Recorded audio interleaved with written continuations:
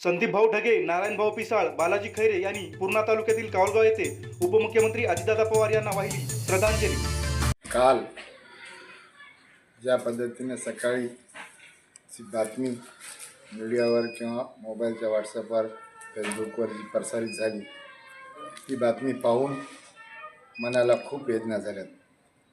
ती बातमी अशी होती की महाराष्ट्राचे उपमुख्यमंत्री माननीय श्री अजितदादा पवार यांच्या विमान अपघातामध्ये मृत्यू पावलेली बातमी ऐकून मनाला खूप वेदना झाल्या।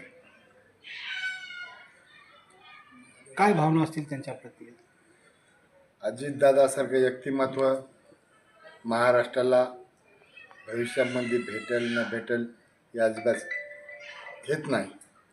पुढं भविष्यामध्ये अजितदादासारखं नेतृत्व महाराष्ट्राला भेटेल म्हणून गॅरंटीत नाही। जे अजितदादाचे मागच्या काम करण्याची जी शैली होती ती कुठल्याही समाजाचा, गोरगरीब समाजाचा माणूस राहो की कुठल्याही पक्षाचा कार्यकर्ता राहो, ते असं म्हणजे त्यांची हटोटी वेगळी होती काम करण्याची।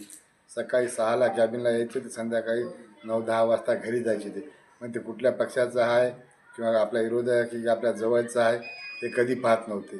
त्यामुळं महाराष्ट्रामध्ये दादाची एक प्रशासनावर असेल की कार्यकर्त्यावर असेल ती एक वेगळी छाप होती।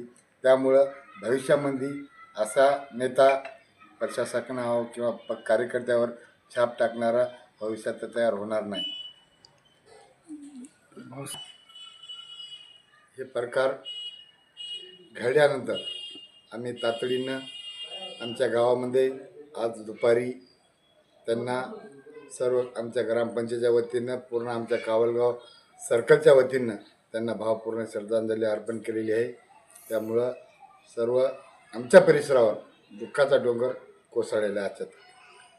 आमच्या भावपूर्ण श्रद्धांजलीमध्ये संदीपरावजी ढगे असतील, उत्तमराव पिसाळ असतील, बाबूरावजी देशमुख असतील, गोविंदराव धवन, माधवराव धवन, पूर्ण कार्यकर्ते, विठ्ठलराव शेळके, हे पूर्ण आमची टीम, बाकी गावातले पूर्ण सर्व पक्षीय म्हणायला हरकत नाही, यांनी भावपूर्ण श्रद्धांजली अर्पण केली।